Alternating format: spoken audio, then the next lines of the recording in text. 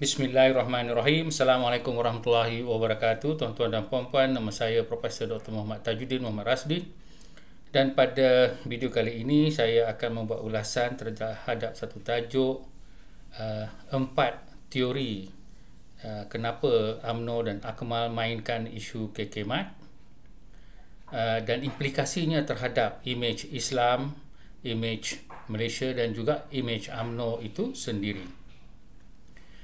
Jadi kita pun dah saban hari mendengar isu tentang KK-MAT yang dimainkan oleh Akmal Saleh, dan kita pun dah dengar bahawa dia telah ditahan polis untuk disoal siasat, iaitu dipanggil untuk disoal dan belum lagi di-charge sebab kertasnya untuk di-charge hanya akan diberikan selepas raya, diberitahu demikian.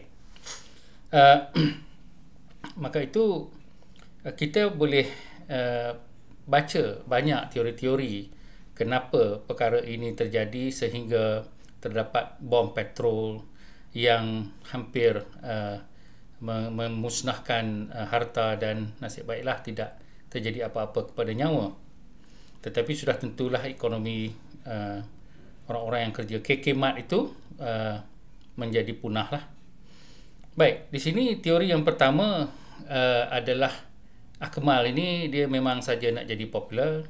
Daripada awal dia jadi ketua pemuda, tak ada benda baik pun yang dia boleh cadangkan bagi pembangunan negara kecuali hanya mengapi-ngapikan perkauman. Contohnya dia minta maaf dari DAP dan juga macam-macam lagi isu agama dan perkauman yang keluar daripada mulut dia, sebab ramai yang percayai seperti saya bahawa nak jadi ketua pemuda ni dia kena jadi hero, nak kena jadi pahlawan wira, tetapi pahlawan jenis pengecut, ya, kerana dia selalu menyalak dalam kumpulan dia saja. Dia tak pernah menyalak kepada orang yang depan-depan. Contohnya satu kumpulan 100-500 orang bukan Melayu. Jadi dia nak jadi pahlawan pengecut. Itu satu teori. Teori yang kedua adalah UMNO itu sendiri yang telah punah popularitinya, mungkin bercakap dua cabang. Dalam satu hal mereka dilihat menasihatkan Akmal supaya berhenti, tetapi dalam satu hal lain mereka memberi kepercayaan penuh. Pada hari Jumaat malam itu mereka memberi kepercayaan penuh kepada Akmal, dan Akmal pun menyalak-nyalak tak sudah-sudah hingga dia dipanggil untuk disoal siasat. Jadi di sini adalah satu teori bahawa UMNO itu desperate untuk populariti, dan pada hal lain dia cakap baik-baik, dan saya tengok tak ada orang UMNO pun yang menjadi juara macam Akmal dalam mengapi-apikan perkauman dan juga isu agama dalam isu KK-MAT ini. Dan memanglah Akmal seorang sajalah yang nak main pedang sana pedang sini, mungkin progresif sikit daripada orang yang nak tunjuk keris.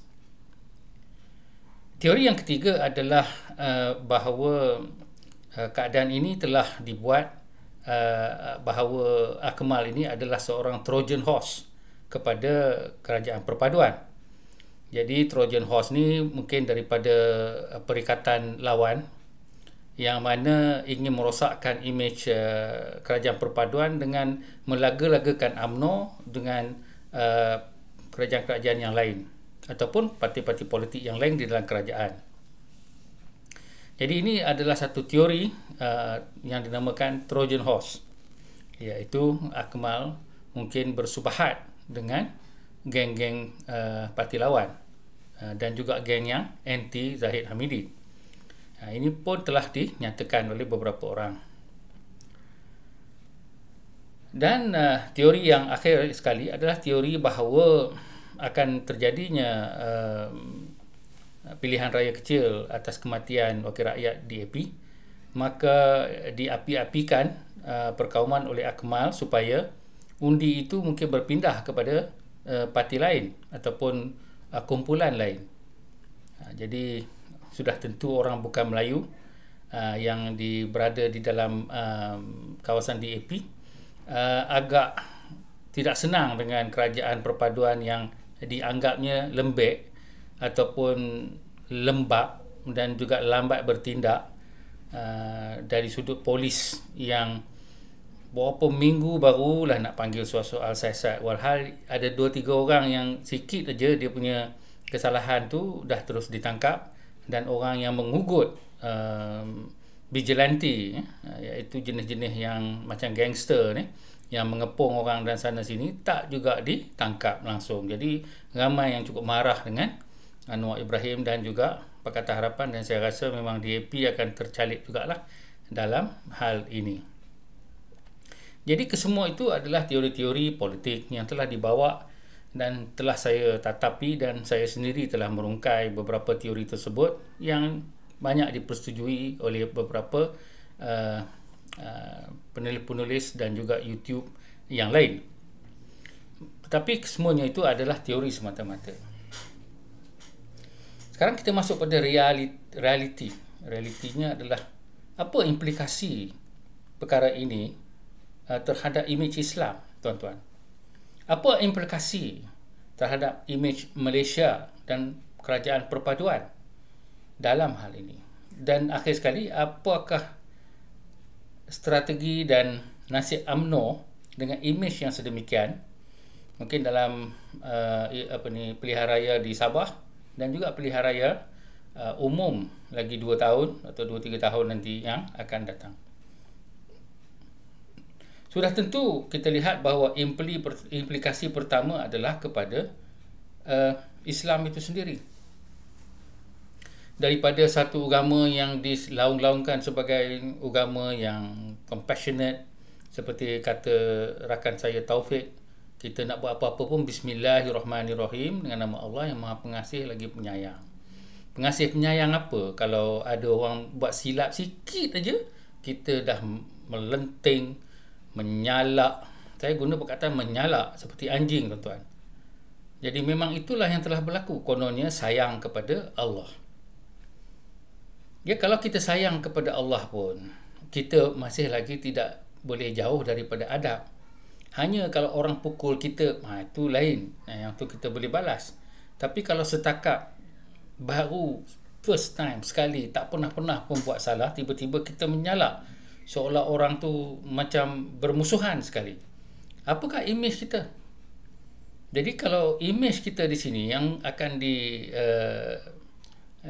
oleh semua seluruh dunia dalam internet ni, macam mana kita ni dengan anak-anak kita masa depan nak bekerja di tempat-tempat lain dari sudut internet, orang kata apa, bekerja secara virtual dan sebagainya, ataupun pergi ke merantau, bagaimana persepsi mereka? Jadi di sini kita lihat bahawa imej Islam itu telah tercalar teruk. Walhal ramai yang berkata inilah dia agama kita. Ya, orang yang cakap begitu, dia tak nampak ke depan. Dia ingat dia dapat banyak pahala sebab dia orang kata apa, mengangkat nama Allah sebagai suci, jadi dia pun defend. Nombor satu, saya nak bagi tahu, kalau nak defend, defendlah betul-betul depan orang-orang tu di mana kita tercabar, seperti Rasulullah, gerombolan kecil dengan yang besar. Yang kita defend selalu, kita duduk sedap dalam kita punya bilik dengan YouTube dan juga dengan kumpulan-kumpulan kita. Ini bagi saya bukannya defend yang hebat ataupun yang baik. Jadi kita pun tak tahu macam mana adab bercakap di dalam perbahasan dan sedemikian. Yang keduanya adalah imej kepada Malaysia itu sendiri, termasuk kepada kerajaan perpaduan. Yang pertamanya, kita lihat bahawa kerajaan perpaduan dalam kes polis yang nampak seperti macam pilih kasih. Kalau yang ini ditangkap cepat, proses-proses terus salah masuk penjara dah. Yang lagi satu tu tunggu sampai bom 2-3 biji baru nak panggil orang tu untuk menyiasat. Ini bukan saya yang berkata demikian, sangat ramai orang-orang bukan Melayu yang bercakap demikian, dan juga hanya segelintir orang-orang Melayu yang faham jiwa Islam sebenar, bukan jiwa Islam sebagai perkauman yang meluap-luap kemarahan tak tentu pasal. Jadi di sini kita lihat bahawa kerajaan perpaduan juga dilihat agak lembek dalam bertindak ke atas UMNO, dan saya telah menjelaskan bahawa ini adalah suatu yang memang kompleks sebab UMNO tu keluarga lain. Jadi kita pun kena cakap dengan cara diplomatik. Sebab itulah ketua-ketua PKR, ketua GPS dan sebagainya tidak bersuara, tetapi hanya dia punya orang-orang nombor 2, nombor 3 saja yang bersuara sedemikian. Jadi imej Malaysia juga sebagai tempat pelancongan dan sebagai tempat pelaburan, maka saya rasa akan tercabar juga. Kalau saya orang luar negara, saya tengok benda ni, saya rasa buat kasut pun boleh kena tarik balik, sebab kita pun tak ada niat.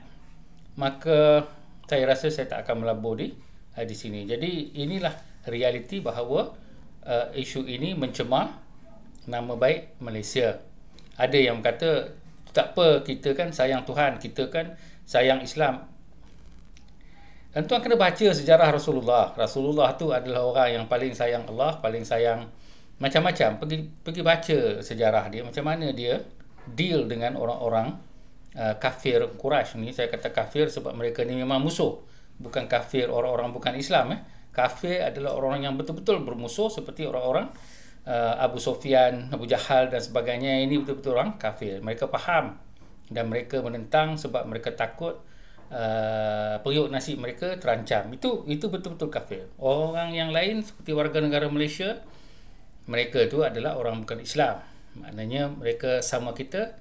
Apa yang dikatakan oleh Siddiq Fazil, mereka adalah saudara semanusia, saudara senegara atau sebangsa, iaitu bangsa Malaysia. Jadi di sini kita lihat akhir sekali adalah imej kepada UMNO itu sendiri. Apabila UMNO telah bersetuju untuk menjadi sebahagian daripada kerajaan perpaduan, saya yang dulu bermusuh dengan UMNO atas sebab reformasi berasa bersyukur dan berjanji untuk memperjuangkan UMNO sebagai parti yang moderat, bukan parti yang ekstremis seperti dulu. Tetapi dengan insiden ini, dengan menyokong Akmal, maka saya telah menarik balik sokongan saya kepada UMNO. Dan ini adalah perkara yang UMNO harus fikirkan. Adakah mereka nak pergi mengikut jalan Perikatan Nasional dengan mainkan isu kaum dan juga agama? Asyik-asyik agama, asyik-asyik kaum, asyik agama, kita tak akan ke mana? Memanglah yang akan ke mana adalah orang-orang seperti Perikatan Nasional dan UMNO sendiri, dan mereka mungkin boleh berkuasa semula. Tetapi sudah tentu kita tak akan ke mana-mana. Dari sudut apa pun saya tengok di sini, banyakkan perkara yang sukar untuk kita membuat satu kemajuan, sebab apa-apa idea je dia akan bersangkut balik dengan agama, dengan kaum. Memang tak jadi kerja lah.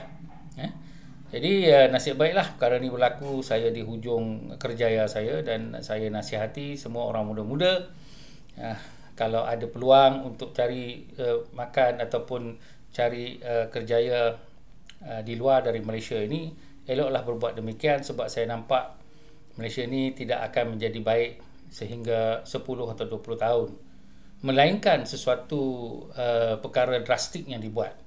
Saya ada banyak cadangan untuk perkara drastik tersebut yang telah saya tulis, tetapi tidak diindahkan kerana kerajaan sekarang di bawah Anwar Ibrahim masih lagi percaya bahawa cara berbaik-baik, cara berhemah, cara tahun 1990 bercakap dengan cara berlunak, dengan berbunga bahasa, semua tu.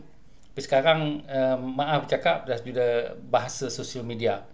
Jadi kalau tak ada bercakap tentang agama, orang daripada orang agama tu sendiri melalui sosial media untuk convince orang-orang Melayu terutamanya, maka kita tidak akan ke mana-mana. Dan anak-anak kita, walaupun kita sekarang orang Melayu banyak yang senang, saya nampak dalam shopping komplek ramai orang Melayu beli belah sana sini, tetapi anak-anak kita masa depan mereka tak terjamin kerana tingkah laku kita sendiri yang meluap-luap, kononnya sayangkan Islam, sayangkan Allah, sayangkan Nabi, tetapi tidak mengikut prinsip Melayu berbaik, buat baik itu berpada-pada. Jadi kita kena tengok juga strategi dan juga implikasi, dan yang penting sekali ajaran agama Islam itu sendiri, yang mana kebanyakan kita hanya mengikut emosi dan bukan mengikut ilmu yang sebenarnya. Jadi di situlah ulasan saya terhadap teori kenapa kekemat ini dimainkan oleh ahli politik seperti Akmal Saleh dan juga parti politik seperti UMNO, dan apakah implikasi realitinya, realiti kepada negara kita. Dan kalau kita masih lagi tidak belajar daripada keadaan ini, maka malanglah bagi kita semua, dan kita perlu bersedia untuk mengharungi zaman kesusahan yang cukup besar kalau kita tidak boleh mengubah pendirian kita. Apakah yang dikatakan Islam itu, adakah ia agama yang terlalu sensitif atau agama yang memang luas jiwanya, memang luas pandangannya, memang luas aspek progresifnya dan bukan aspek yang sempit. Sekian, Assalamualaikum.